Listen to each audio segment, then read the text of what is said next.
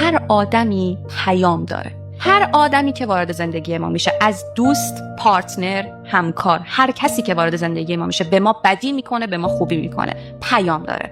تو اگه اون پیامو بگیری، وارد استپ بعدی میشی.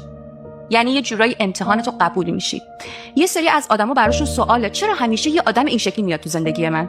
چرا هر کی میاد تو زندگی من با من این کارو میکنه؟ چرا هر کی میاد تو زندگی من به من خیانت میکنه؟ روابط، آدمایی که تو زندگی تو میان مثل امتحان پایان ترم مدرسه و دانشگاه است.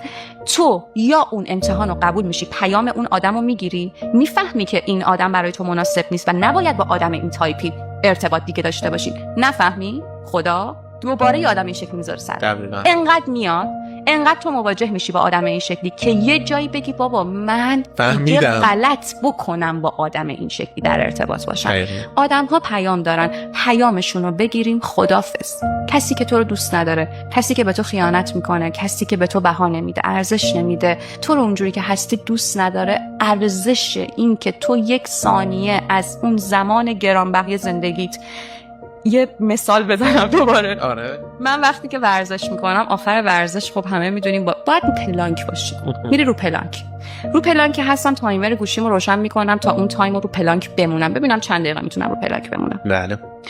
وقتی تایمر گوشیم روشنه، وقتی دارم تایمر رو میبینم این ثانیه چقدر داره زود میگذره.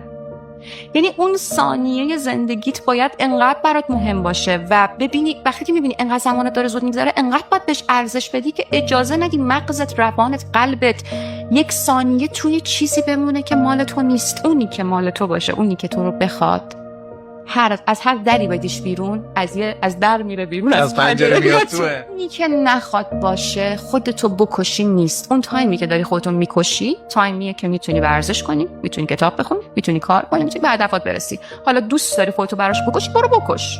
2 روز دیگه نیا بگو که من چرا زندگیم اینجوری شد. دقیقاً. اون آدمی که بخواد بمونه میمونه.